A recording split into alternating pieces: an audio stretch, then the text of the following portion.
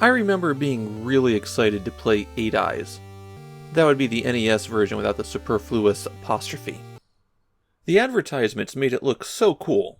And then you sit down to play it and discover that 8 Eyes is a game designed to punish players and drag out the experience as much as possible. It drains the fun away pretty fast. This is the first and only NES game by Thinking Rabbit. They were a pretty important computer game developer, and the people behind Sokoban, the box-pushing puzzle game. So the next time you encounter a box-pushing puzzle, you know who to blame. It's also the first Famicom game that uses the MMC3 mapper chip. The MMC2 was really only used in Punch-Out, and we've actually already seen the MMC4 because it was used in Famicom Wars. But those mapper chips don't have a significant impact. The MMC3 becomes the workhorse of the Famicom for the next few years. The chip greatly expanded the programming and graphical memory that the Famicom could access, allowed for higher speed when accessing those extended memory areas, and most importantly, it was the chip by Nintendo, so anyone who wanted to target the US market was inclined to use it. For the next 3 years, if a game looks good and it's not by Konami or Namco, it's probably using the MMC3. The story of 8 Eyes is extra special. It includes justification of the Armenian genocide. You see, one of the mean Armenians who were harassing those poor innocent Turks was Ruth Grandier, a Satanist bandit who's also the daughter of the devil. But don't worry, helpless Ottomanian Empire. Help is on the way to deal with those Armenians in the form of the British Army. I bet you thought the story couldn't get any worse than justifying genocide, did you? Ruth has raided some archaeological sites from the British Museum and stolen the things necessary to resurrect Lucifer. So MI5 sends in Sir Julian James Bond to stop her. Given that these are 8-bit games and the story doesn't matter that much, I usually try to trim that stuff, but this one was a bit special. Obviously, they had to change James Bond's name when they brought it to the US, so he became Orin. As for the gameplay itself, it's like if someone pitched the idea of Castlevania crossed with Mega Man, and the versions of those games that they based it on was Vampire Slayer on the MSX and the DOS Mega Man. Starting the game up, you're given your choice of 8 stages, though really you can only access 7 of them. On this screen, you press the A button to cycle through them clockwise. All of the stages are named after countries, but apparently that's just the name of the building, since the entire game takes place in the Balkans. Pick your initial stage, which should be Spain, and then you're off. Bond attacks with a sword, and pretty much the only way to do well in 8 Eyes is to get a swing in and then back off. Enemies attack immediately, and getting hit will knock off about a quarter of your initial life bar. When you defeat an enemy, they may drop a cross. The white crosses give you weapon energy, and the red crosses give you health. There's also 2 sizes of crosses. The big ones are 1 full square, and the small ones are 1/4 square. Now you might think that sounds great, since you'll be able to get some health back regularly, but health drops are extremely rare. Perhaps 10% of the time. And a quarter of a block of health is nothing.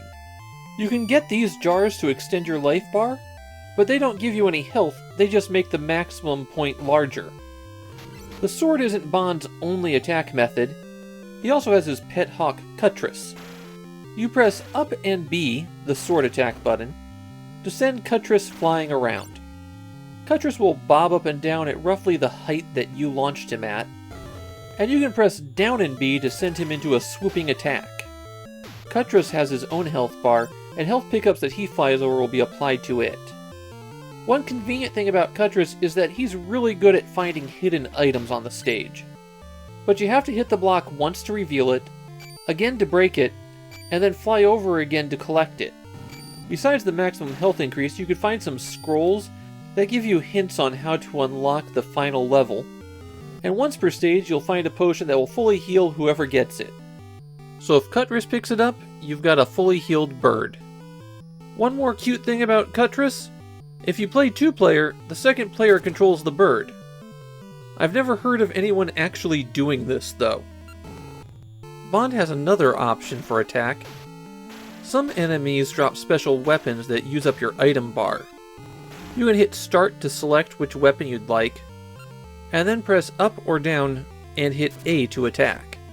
Of course, when you're getting around, A is usually the jump button, so they put attack on B and special attack on A, with jump on A and a different special use on A. It's a real mess of a control scheme. If you can make your way through the stage, which often consists of climbing up one side and then going down the other, you'll reach a boss, and the bosses in 8 Eyes are not good. Often you'll only have one option for dealing with them, and that's mash as hard as you can. I honestly thought I was missing something since I couldn't find any reasonable patterns or approaches, but no, you just have to mash. However, sometimes the boss can't reach some platforms that you can, and in that case, you could always release Cutlass. I literally spent 10 minutes defeating the first boss like this because it was my only option. You see, Bond's regular sword doesn't do a lot of damage to bosses, but after he defeats one, he'll sit down to a nice meal with them and be given a new sword that does double damage to a different boss. But be careful, if you pick the wrong boss to go to next, and you somehow manage to defeat the boss, then your current sword is replaced by that boss's sword. So whichever one you were supposed to go to, you'll now have to face with a weak sword. If you find it confusing, that's okay, it's because the game is terrible.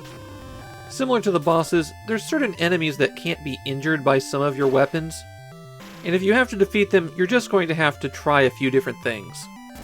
If you're defeated at any point, it's game over. You only have one life. The stages can be pretty long, and if you die at the boss, you gotta start all over again. It's guaranteed frustration.